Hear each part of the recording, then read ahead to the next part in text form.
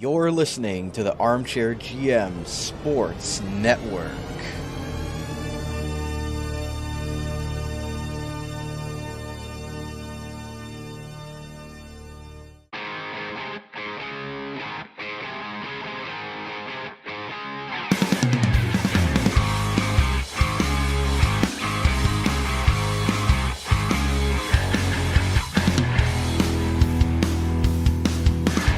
This is Rod Mahood, your in-game voice of the Niagara IceDogs, and you're listening to the Dog Pound Podcast on the Armchair GM Sports Network, your podcast source for all game analysis, team interviews, and up-to-date news regarding the Niagara IceDogs. Perlini! Overtime! IceDogs win! They score! Verhage was also jamming away. It's a power play goal for the IceDogs. And they score! Hosang, first goal as an IceDog. Strom stops Shipley. Richie scores! Gets it to Akil Thomas. Thomas has the angle coming in. He scores!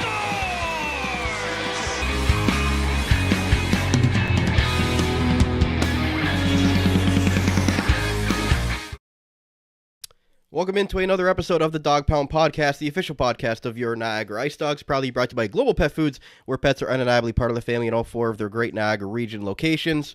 Brandon Caputo and Cam Halbert are with you to discuss the IceDogs' recent stretch of games here as they try to get to the playoffs here, clinch a playoff spot, and, the first time since the 2018-2019 season.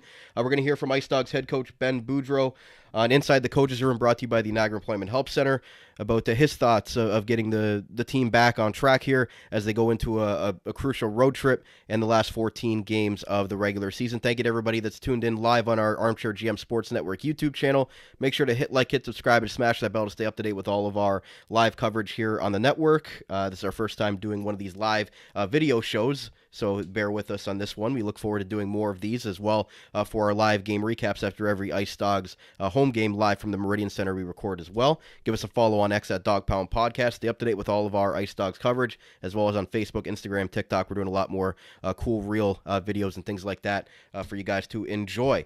So with that said, Cam, again, the IceDogs coming off a tough 4-game week where they only picked up 1 point. They're still sitting 5th place in the Eastern Conference. If you want to have a silver lining in that, coming into the season, we wondered if they were going to be a playoff team, and they started off really hot the first half, top team, top 3 in the first half of the season. And now since January, you expected that those teams that loaded up at the deadline would, start to really take off, like the Oshawas, the Barries, even Brampton's gotten going as well, Brantford as well. So what is your assessment of this team, obviously going through some trials and tribulations right now with only 1 win over their last 9? Well, I think that the real issue is that if you look at it just over the course of the season, for the IceDogs at the beginning of the season, if you would have said on February 19th, the IceDogs being 5th in the conference, and I believe they are 16 points up on a playoff spot. So, they're 16 points up on Ottawa, actually 17, if my math works out there. So firmly in a playoff spot. I don't think no matter what happens that they would fall out. We would be ecstatic with that. The problem is that the first 2.5 months of the season, they were first in the conference. And so what happens there is the longer that you're in first place, expectations are now, we're not making a playoff. We're going to, win the division, right? Or something along those lines. And then, you reality starts to set in a little bit, and Barrie and Oshawa, who had kind of rough start. It was such a weird start. If you were to go back and look at the first month of the season, Brampton was very mediocre, and they kind of stayed there. But Barrie, Brantford, Oshawa were all kind of middling. Like, it's like they didn't get going, and they were all by far the favorites. I remember North Bay was up top near for the first little while of the season, and same with Kingston, who's really hung around.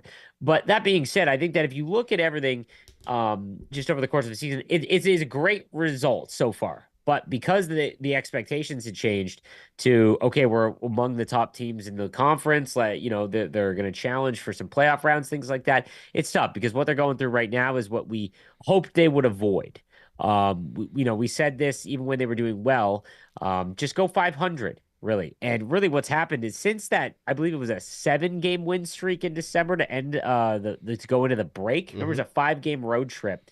And I think they swept that going into the break. Since then, they're 5-12-5. And all of the problems that the team has had are being magnified. They give up the most goals in the conference for sure. Just double checking after a couple of rough losses recently. Nope, they give up the most goals in the league. For a team that's in 5th place in the conference, which is pretty crazy when you consider, that stat alone. That being said, I think that as a whole, you still have to be very happy with the performance of the team, with notwithstanding the last 20 games. I think that what they're going through is going to be tough to pull out of. It's the timing of it more than anything, man. I think that if this were to happen in December and then they kind of have time to get it together, there's 14 games left.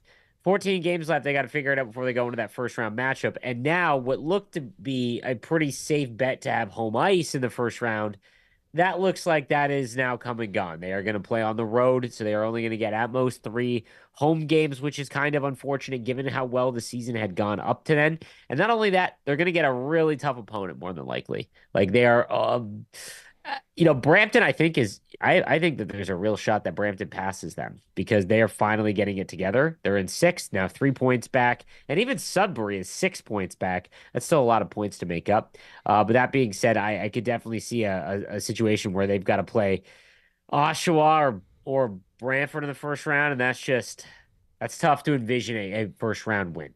No, it is, and again, when the Ice Dogs, I think the one thing you notice when the team doesn't have their full complement of players, you notice Which is not very often.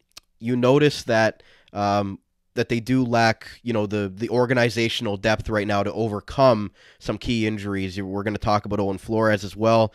You hear Ben Boudreau give an update on him, as well as with Ryan Robrick, Matthew Paris, and Alex Asadorian, who are all good news, imminent to return as early as this upcoming road trip in Ottawa and Kingston. But when you add those 3 forwards in the lineup, it really puts everybody in place.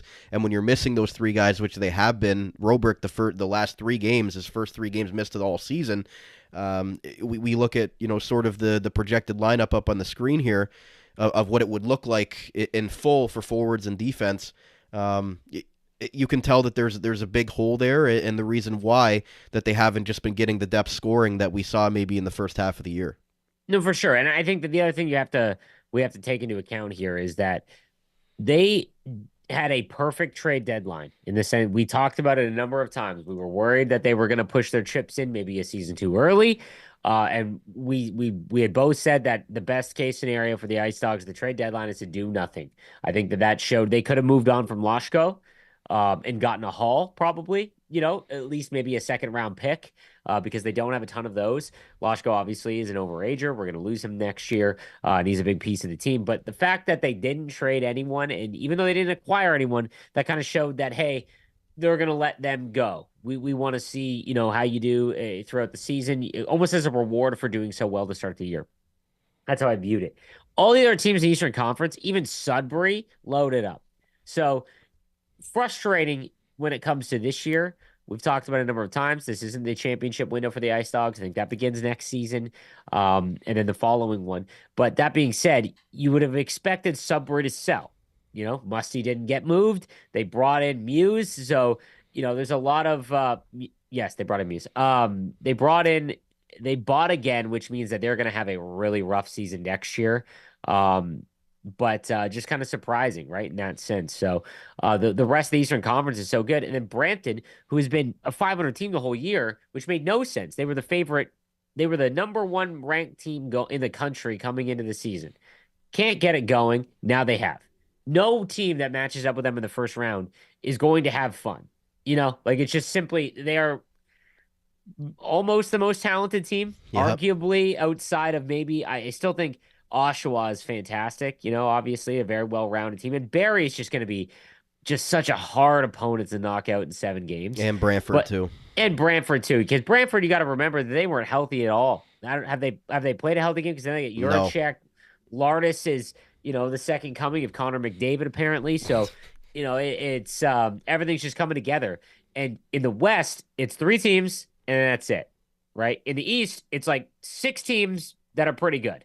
And that makes it awfully tough, especially when the IceDogs overachieved in the beginning. Because then again, makes it what happens now. The season gets a little longer. People get a little bit tired. You mentioned the organizational depth. It's much better than it was last year. But now going into up against playoff teams and you expect to win now, it's like you need everyone. And we really haven't had that.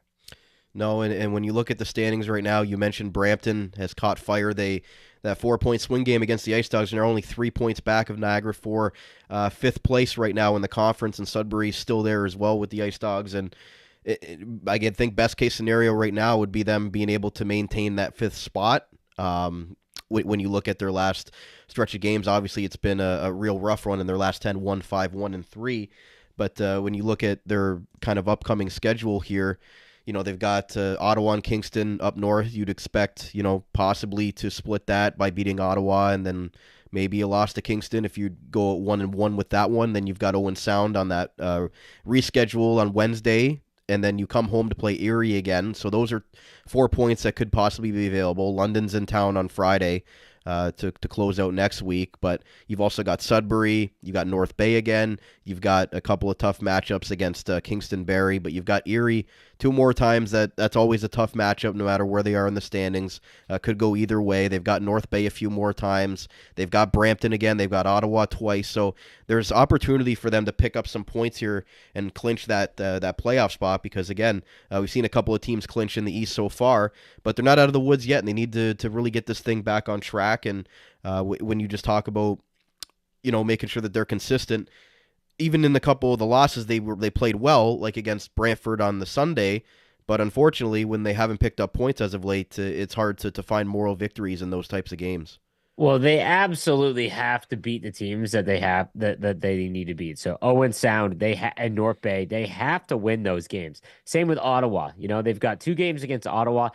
If they are able, they play North Bay twice and Ottawa twice. That needs to be 8 points. Like that, if they can win those games, then they're safely in the playoffs and they're not in the bottom 2 spots, right? Like I feel like that no matter what, because you want to, man, even looking at Kingston's roster, it's very, I don't even know who I would want among the top 4. You know what I mean? Like in terms of who I would like to see the IceDogs match up with.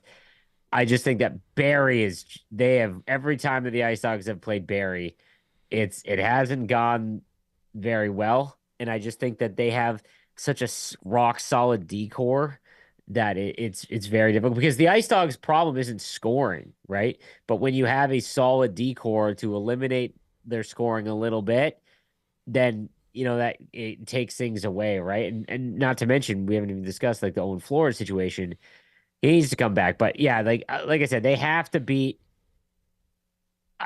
other than the must-have wins, the Ottawa North Bays, those games. I'm very curious to watch them play Kingston, as well as actually the 2 games against Kingston, because that's realistically, unless this slide keeps going and Brampton passes them, that's more than likely who they're going to play. They're already done playing Oshawa, right?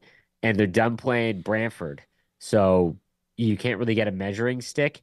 If they end up playing Barrie, it's funny. They'll get, potentially 8 games in a row against it because they end the season with them. So that's kind of interesting. But, it's just, like I said, win the games that you need to win. And then when you play Kingston, it's a good measuring stick for sure. And it's just unfortunate because you look at some of the games they've had as of late. I got it up on the video version, like that 10-1 loss to Brantford. You can throw that one out the window.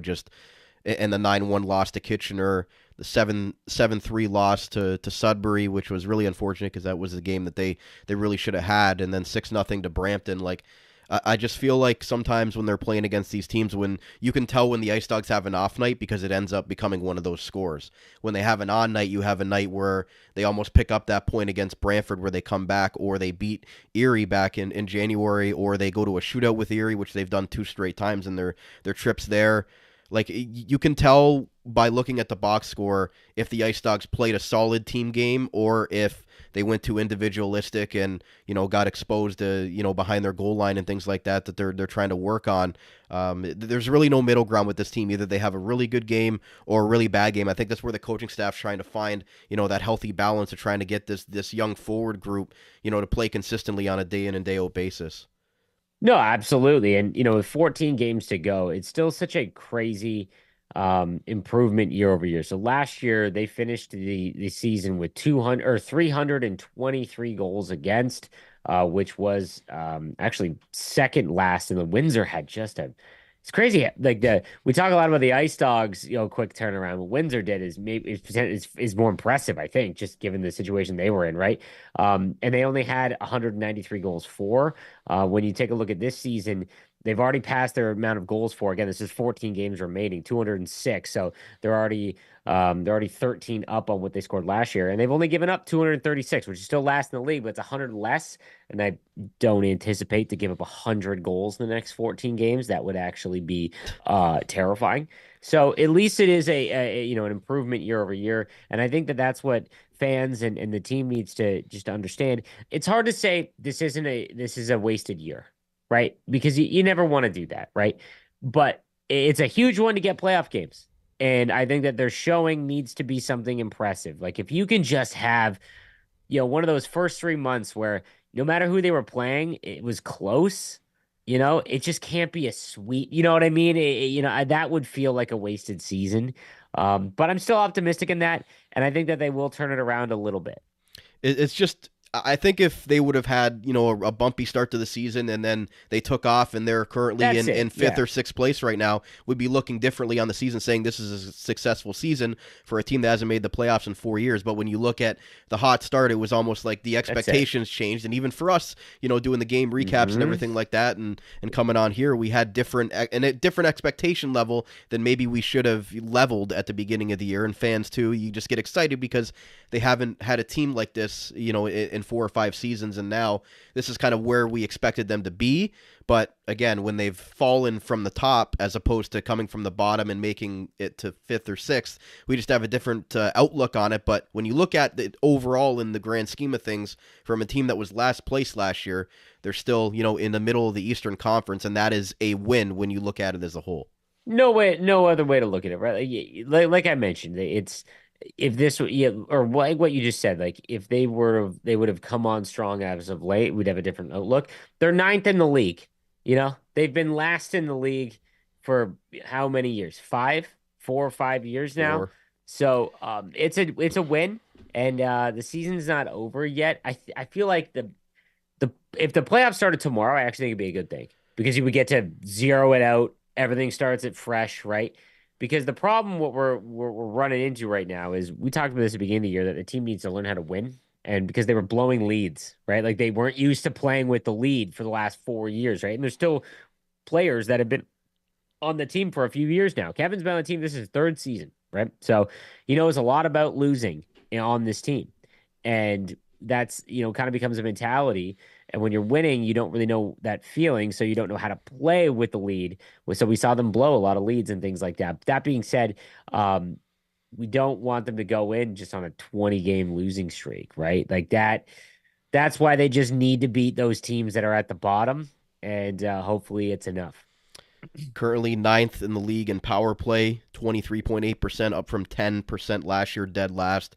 Their penalty kill's 14th right now, and I know that's an area that they're really trying to work on. But again, the power play. I think Asadorian fixes a lot of both of those, to be honest with you. Asadorian's a very good center, and he would be out there on the penalty kill a lot. Yeah, absolutely. Well, we're going to take our commercial break. We're going to come back, and we're going to hear from IceDogs head coach Ben Boudreau, updating us on the players and the team, and then us kind of discussing what to expect from the team here, getting some guys back and some updates on some certain players that may or may not be back in the near future. But stay right here. I'll be right back on the Dog Pound Podcast, the official podcast of your Niagara IceDogs, proudly brought to you by Global Pet Foods, where pets are undeniably part of the family. We'll be back right after this. Whether you just brought home a new furry member of the family or would like help finding something new for your picky eater, maybe you've done your research and want to upgrade your pet's nutrition from an entry-level food, the staff at any of the Global Pet Food stores in the Niagara region would love to help you out. Let them show you why our lesser-known premium brands are so much better than highly advertised big corporate brands. The value from the brands we carry is not only visible in the health and vitality in your pet, but also because you won't need to feed as much as with the other brands. Better nutrition from a longer-lasting winning bag. We hope to see you at one of the following locations across Niagara: 3643 Portage Road in Niagara Falls, 160 Highway 20 in Font Hill, as well as 400 Scott Street and 344 Glendale Avenue in St. Catharines. Global Pet Foods, where pets are undeniably part of the family. Wild Bill's Auto Repair is your local center for auto maintenance and repair in the Niagara region. Since 2012, Wild Bill's Auto Repair and Body Shop has been helping customers stay safe and confident on the road, knowing their vehicles in top running condition through their services. Located at 7868 Oakwood Drive in Niagara Falls, the garage started as a tribute to the owner's father, William Robert Hunter, who passed away, continuing the same community spirit and high level of service which customers came to expect from him back at Hunter's Auto Repair. Their multi-award-winning auto shop has earned the trust of the Niagara community with its fair treatment of all customers, who can feel confident they'll get the trustworthy advice and repairs during their visit. Their experienced crew loves meeting new people and looks forward to forming a lasting partnership for the care of your cars. To find out more or to book a service, contact them today. 905-358-7868 or wildbillsauto.ca. Wild Bill's Auto Repair, helping customers stay safe and confident on the road since 2012. Are you currently looking for work in the Niagara region? If so, you owe it to yourself to check out the services provided by the Niagara Employment Help Center, located at 6100 Thorold Stone Road in Niagara Falls. Their many free services include a fully staffed resource area open to the public, resume and cover letter writing, local labor market information, job search strategies, assistance with clarifying employment, training and career goals, employment counseling and job search support, and Better Jobs Ontario information and registration assistance. Check out their website at ehc.on.ca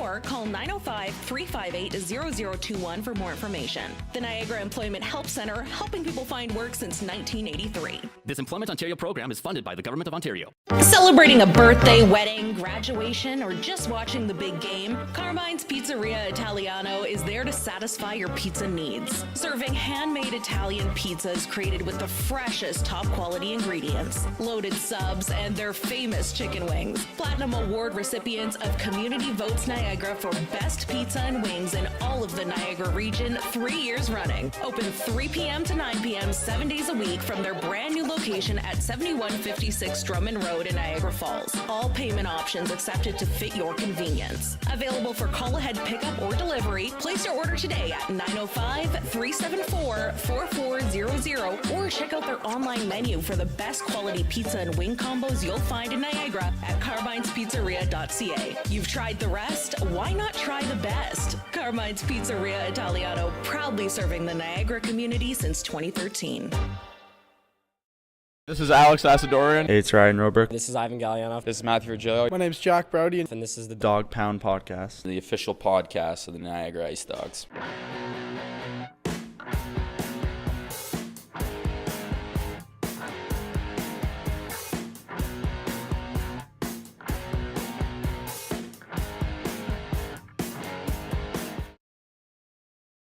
Welcome back to the Dog Pound Podcast, the official podcast of your Niagara IceDogs, proudly brought to you by Global Pet Foods, where pets are undeniably part of the family in all 4 of their great Niagara region locations.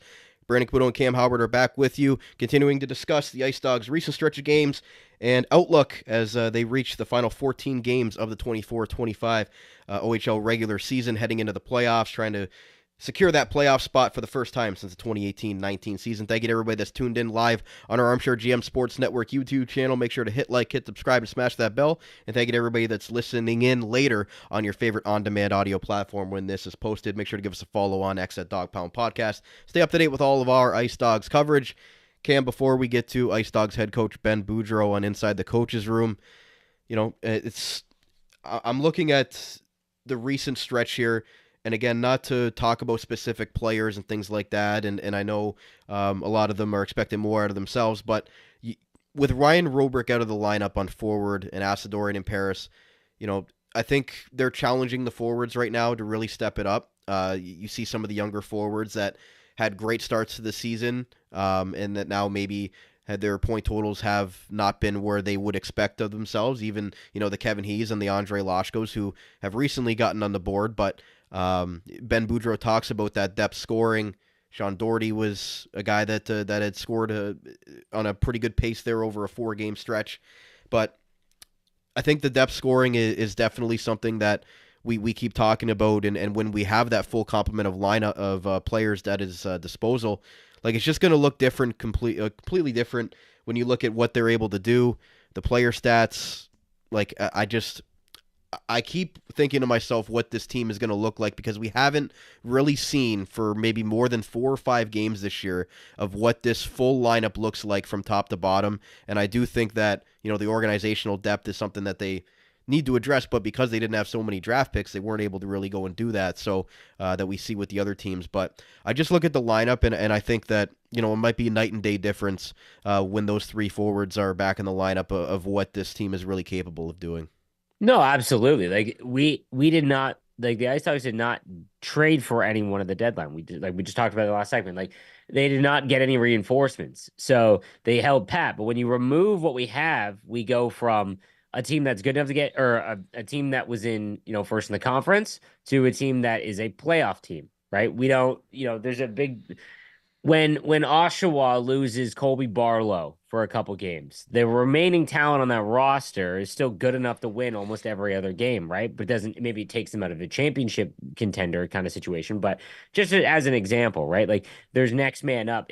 For the IceDogs, they're still a good enough team without Paris and Asadorian, who've been out pretty much the entire season. And they've been out together pretty much the whole season. Unfortunately, it's just we're a playoff team, but that's pretty much it, maybe, as it looks right now. And yeah, like the top end scorers, like they've really slowed down. What was I don't know what happened. And maybe it's just the OHL season is long. There's a difference between NCAA and the CHL, and absolutely, it's games played. 68 games in a season for guys that are teenagers is just an exceptional amount of wear and tear. You got 3-3, stuff like that. It's like Kevin over his last 11 games only has like 5 points, right? And when you consider the fact that the depth isn't all that strong, when you take out Asadorian and Paris, if he's not scoring, then it's like, man, we're in trouble. But when Asadorian and Paris come back, and I would be willing to bet that unless they lose a limb in the playoffs, that they will dress and go all out, or as much as their body is going to willingly let them.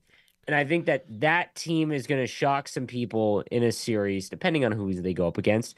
But if they are available for the entire, first round of the playoffs, I think it's going to be pretty surprising. And more importantly, again, we have to remember that it's the experience. So getting Wasslin and Robrick some playoff experience, where they are going to be the highlight pieces of even Kevin, of the championship contending IceDogs. They need this. They need to know what it's like to play in the playoffs, where something's on the line. It's not just a regular season. They need to know that, what it's like to play with a lead in the playoffs, that kind of thing, what it's like to come from behind. That's all stuff that they'll be able to draw on. And a lot of this team, I would suspect, is back next year. I think that the back end is going to need a lot of work still. Obviously, they've given up the most goals in the league, and that including from the net out. But you lose Van Vliet back there too. Lose Van Vliet, you lose Flores. Like that's extremely important pieces of the team, right? And Lashko has been essentially number one defensive center too. For the most part, we've be taking the most defensive zone draws. So those are 3 big pieces. That being said, they now can go in next year's off season. We're more than, or trade deadline, we're more than likely going to see, and maybe not even in the off season. We were the facilitators for the Tristan Bertucci trade, and everyone kind of was like, man, why that didn't seem like a good trade for the IceDogs.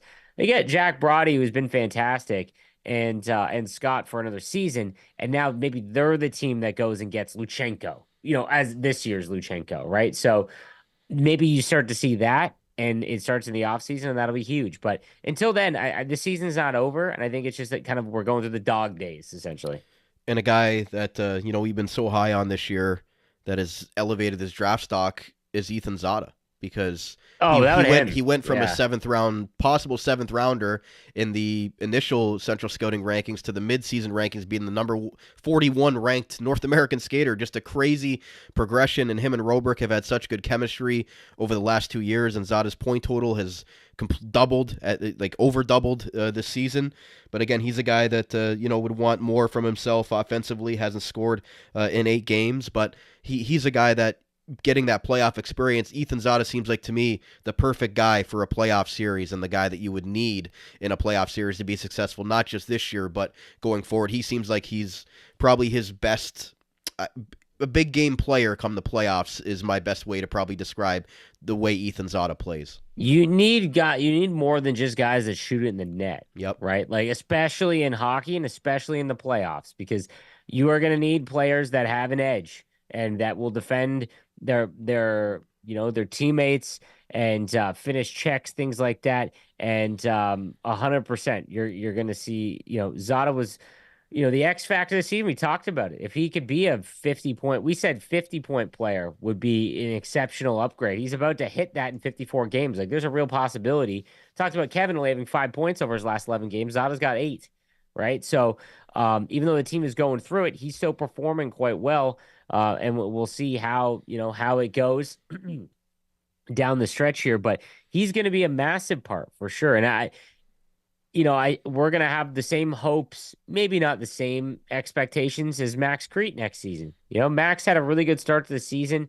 Looked like the OHL season kind of caught up to him, where he's going to have to go through an offseason as a smaller statured player. That's the one thing Zada doesn't have to worry about. Zada's a pretty big guy. Max Crete's a smaller player, but he's going to have to put on some weight, I think, and the way that he wants to play. If he can put on some weight, and he's going to be able to, you're going to see that, because they're the same type of player. They're both agitators. They both have a knack for getting to the net. And I think that, we're going to see the same type of like X factor for the team, is if Max Crete can really evolve into 40, 50-point player, which I think at the beginning of the season we saw is definitely a possibility. And he's only 16, not to mention Wassland too. So. No, absolutely. Wassland, youngest Ice Dog to have a 5-point game. 35 points in 48 games, 5th in the league in points, tied with Ethan Belchez. Just a quietly good rookie season, 16-year-old rookie season for Brady Wassland, playing on the top line with Lashko and he at this point, and just a guy that I think Ice Dog fans are a little bit forget about sometimes. We're going to have this guy for another three years at least, and he's a guy that was talked about. Would they potentially move him? He's a guy that's going to be untouchable for this team going forward, and I'm happy that they're going to be able to be building around a guy like Brady Wassland as well. 100%. I was just looking over of 08 birthdays, because we did this last year, looking at when Roberk was scoring and whatnot.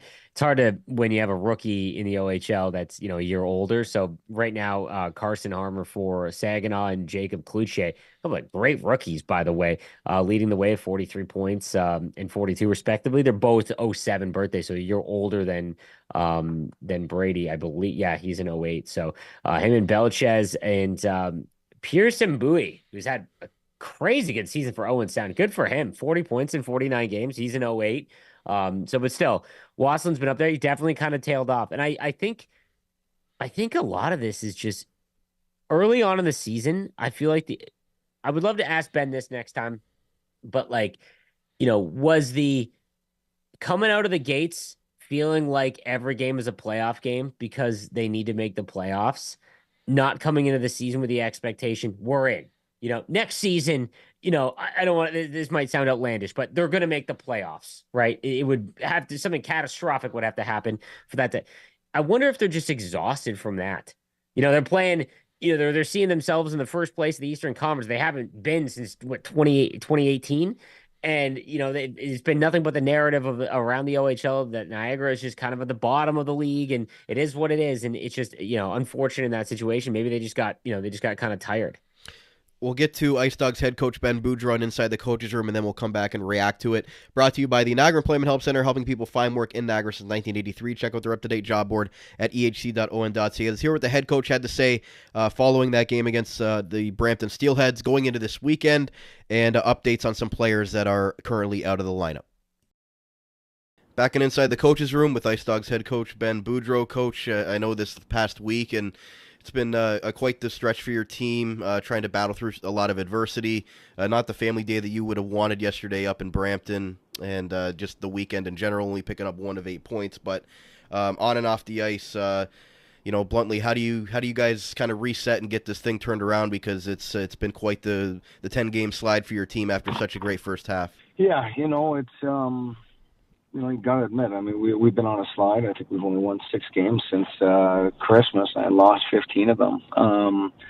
and it's really tough. And you got to remember why you're playing hockey. And, it's because we all love the game and it's fun. And when you stop having fun coming to the rink, then you're not going to have that success. And when we've had success, it's been on the backs of a team effort, not any one individual. I mean, we got some great players, but when we play collectively as a group, when we're collectively as a group away from the rink, when we're tight as a family inside that room, and as a staff, and as a group, you can do great things. And right now, I just feel that there's a disconnection, and we're gonna take a couple days away from the rink and away from each other, and try to rediscover that love to come back and jump on the road. I think it's a perfect time for a road trip to get together, because we've had some great times. We just it's been a really tough stretch, and we got to find that love for the game and come back ready to compete.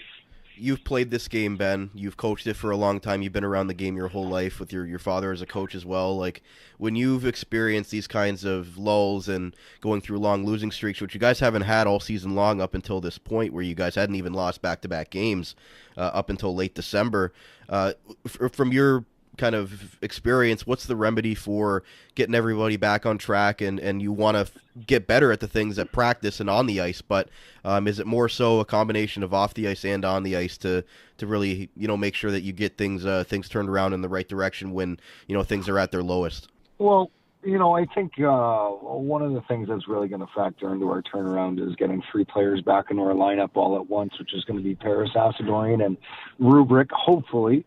There's no guarantee, but they're all very close to coming back, and if that happens, and then the minutes are a little bit more spread out up front when you have depth. And when you look at Asadorian and Paris, our record with them two in our lineup, I mean, it's been stellar. So there's that as far as some lineup changes. But then as far as coming back to the rink, I think the number one priority is you got to make it fun. You don't want them dreading going into that locker room, seeing some faces. So, it's my job as a coach to make sure that happens. So we got to find a ways to make it fun for everybody.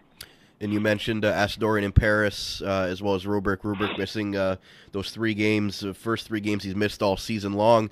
I know, obviously, missing your top scorer and your top point getter is big, but just how much, I guess, are you looking forward to having 54, 8, and 25 back in the lineup, and really showing that when you have all your pieces at your disposal, that the rest of the lineup depth is pretty much where it should be, and that with those guys out, it just makes it a lot tougher? Yeah, I think it's a lot easier to buy into your role when you have guys slotted where they should be, and that's not a knock on anybody else. I also think it's a lot easier for the top guys to have success when the bottom depth guys are playing well and playing their minutes, that you can rely on everybody as a team, and it just keeps going back to that team concept that I'm referencing. So. It'll be good to hopefully get at least one of them, if not 2. I mean, all 3 would be a big bonus, getting on the road with everybody there and making sure, we remember why we're all doing this thing. And we've done it before, so I'm sure we can do it again. And another injury-related question. Your starting goaltender went down. Owen Flores in that game against Brantford, was helped off the ice, and a guy that's been such an Iron Man for your team, and as well with Charlie Robertson having season-ending surgery as well. You've had to rely on 16-year-old Matt Humphreys. So kind of a 2-parter. One, what are you expecting from Owen Flores? Is he going to be back at all, maybe in March or for the playoffs? And for the time being, are you going to be, relying on your rookie goaltender, Matt Humphreys, to carry the load right now? Well, I thought in a 6-0 game, Matt Humphreys had stretches where he was just unbelievable. I thought the same thing in North Bay. When you have a 16-year-old goalie, you're going to have your ups and your downs. I mean, we saw the worst of it. I think I hope we haven't seen the best of it, because it's still coming. But I mean, there was moments in yesterday's game where, he was unbeatable. And, there's obviously moments that the puck went in, and that's all part of the learning process. So I think this is going to be a valuable crunch time for Humphreys to get this experience and make sure he's playing. I think he's only going to get better and more confident every single game. And as far as Owen Flores, we would expect him to be healthy hopefully come playoff time here can still salvage us an opportunity to play in the playoffs. But, long-term wise, I think Owen is going to be good short-term. I would expect to go without him here for a little bit. So not the worst news that you can get and not the best news that you can get regarding Owen. But, as far as Humphreys goes, it's his net. And then I'm going to assume that you're going to be just rotating the backup goaltender with Stinson Kearse, Hayden Jeffrey, and Finn Moffat for whoever's available on those specific game nights to back up Humphreys. Yes, I would assume the same thing. I mean, we can speak to management about who they see and who's carded and everything like that here too. So, it's unfortunate. Charlie Robertson obviously had surgery and Flores is out, and now we're on our 16-year-old rookie. But when you're glass half full, I mean, this is going to be a valuable experience for Humps to be here for a little bit. So, we're positive and optimistic, and we're hoping for Owen's quick recovery. Yeah, so the last stretch of games here, Coach, obviously right now, 5th place in the conference, 3 points up on Brampton, who's been red hot lately, and Sudbury's still there as well. So the last stretch of games here, obviously number 1 is getting healthy. Number 2 is keeping the puck out of your net. It's kind of as your mindset when you go back to the team, go back to the drawing board on Thursday, getting ready for that road trip, and what's the message here? Trying to continue and get the ship steered in the right direction these last 10 or so games going into the playoffs. We're gonna have some meetings, we're gonna have some get-togethers, we're gonna have some dinners, and where we're gonna make sure that everybody's together. We need to be together at the rink and on the ice and off the ice here to make sure we're all on the same page to play for one another, and that's having some experience come back. We're going to put a lot on Macedonian and Paris's shoulders to lead the way here. So, I think it's going to be really important that happens. And, when we're a healthy team, we give ourselves the best chance. And I don't think we've had, full 12 forwards, I think, since Sudbury's last game. So going to Ottawa and Kingston, we know how good Kingston's going to be. We know where Ottawa is here, but we're desperate for a win. So no matter who we face, they got to get the best version of the IceDogs. IceDogs head coach Ben Boudreau on Inside the Coaches Room. Coach, really appreciate your time, and I know it's been tough sledding as of late, so always appreciate you coming on and giving your analysis and your thoughts on the team, and look forward to seeing brighter days ahead, and best of luck on the road trip this upcoming weekend. Oh, I really appreciate it, Brandon. I hope the next time, that we speak about this, we'll have something more positive as far as results and something more positive to be talking about here. But you can't lose faith. We just got to keep going. We know this thing is a process. It's not perfect. So hopefully look at it as a span of a season and not just a 10-game stretch here. There was IceDogs head coach Ben Boudreau on Inside the Coaches Room. Cam, he outlined a lot of things there. I'll let you take over there. Yeah, I mean, obviously the number one off the top was, they feel like maybe they're going through it and they need to spend some time apart. I think, that's important, maybe that, you get all these guys together for, 5 months, and obviously, when things aren't going well, vibes aren't high, and sometimes the best thing to do is just kind of get away from each other for a little bit. But I did like the fact that at the end of that, he mentioned that he knows what it is or what it's going to be required to kind of bring everything back together, team dinners, things like that, and just kind of being together and doing it the right way. And I think that that's important, and I'm glad that we had such instability at the coaching level. And when Ben took over last year, we kind of felt like, okay, at least we have this stable. And I still feel that way very much so. And you could hear when he talks, like he hates the losing. He does not, you know what I mean? Like he wears it too. We meet him after games and you can just see it on him. He wears the L just as much as the players do and the management and everything like that. So the biggest takeaway I took from that is that he said Owen Flores hopefully back for the playoffs, which is scary. Owen has really been what has, obviously the 2 seasons that he's been here have been awful. I can't imagine how much worse they would have been without him. There's nights where he's hung up to dry. Last season, he must have set the record for most games with 50 shots against, and this season, well, they've given up the most goals, so you could lead that to say that Owen hasn't been good. We watch every game. There's so many games when he has it's not so much the amount of saves, it's the big saves at certain times that he makes. He has a knack for making the big save or breakaway stop when the team needs it. And obviously when the losses kind of pile up, the goals just kind of go in. But he's such a competitor. And, I also feel bad for Humphreys. We saw him when he started on the road, a couple amazing saves, had a really good performance in his career opener. But then when he came back home, pressure's on a little bit up against Kitchener, if memory serves. Yep. I felt bad for him, and what happens is that you're going to put him in now. Maybe he's not fully ready to be a starter. Imagine they go in with him in the playoffs, maybe it's just, it can derail things for a goaltender, right? Like it's to be a goalie. Everyone said that you got to be kind of crazy to be a goalie, right? Like just the nature of the position. And I hope it doesn't hurt his confidence too much because he is a fantastic goalie prospect and he is definitely the goalie of the future for the IceDogs, but might start a little early. And my goodness, for the guys that have battled all season long, I hope Owen gets in the net for the playoffs for him.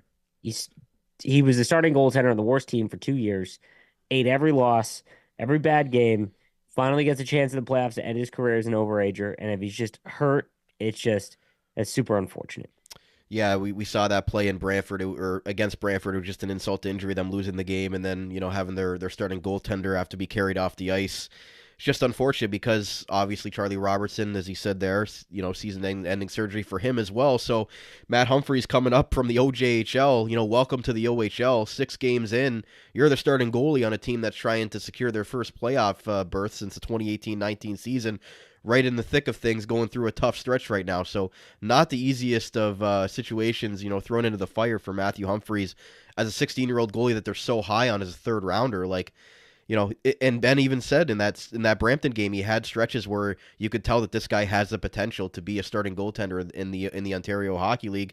But again, he's just so green and so young that he's getting this valuable learning experience on the job, and maybe it's going to help him as he goes into his third year.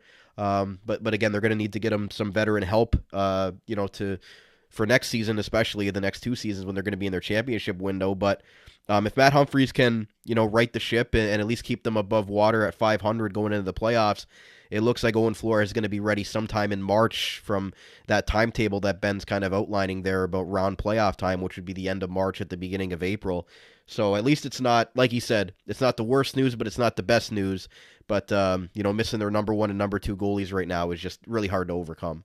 No, absolutely. And that goes for any team, I mean, you're on your third string goaltender, essentially. Every team's going to struggle a little bit there, right? So, it's unfortunate, but I think that over the next few weeks, I think that now knowing that if he plays bad, it's not like they're just going to go back to Flores. There's a calming in the fact that this is you. It's up to you. There's no one else coming, So you got to figure it out, and maybe that helps a little bit. Do you think we ever see either Lincoln Stinson Kurtz, Hayden Jeffrey, or Finn Moffitt in a game if Matt Humphreys is available to go? If we get to that point, then that is the losing streak is exceptional, and there's a loss in confidence from the team. And that's something that I hope we don't see because, again, from someone who's so young as a goaltender, you can see goalies that, give up goals when they don't have confidence, right? And that you don't want to see, right? So I hope no. I'm going to say no. But again, you have a 16-year-old who's going to play 14 straight games, probably not. So we will see. I would bet that we will see another goalie, but I don't think it'll be a lack of I don't think it'll be because of a lack of confidence. Maybe they close out the playoffs and that last game against Barrie, maybe they just play someone else, or Flores is back by then. But again, just when a guy's played 44 games and Owen Flores has been your Iron Man, it's a little bit deflating, but hopefully the team can rally around Matt Humphreys, which, they already have after a couple big saves in Brampton. They all, came up to him, and they know that, that they're going to have to really rely on this guy down the stretch. And it's just going to be tough. Like you said, no team, going to their third string goalie is going to have the easiest time in the world. But again, if Matt Humphreys, continues to develop well, continues to play good at stretches, it's only going to help him with this team moving forward the next 2 years as the possible starting goaltender. But lastly, Cam, he mentioned Robrick, Paris, and Asadorian. Either one of or all three could be back this weekend, which is obviously great news. Your leading scorer in Robrick, 73 points. already possible top 10 pick in next year's NHL draft in 2026.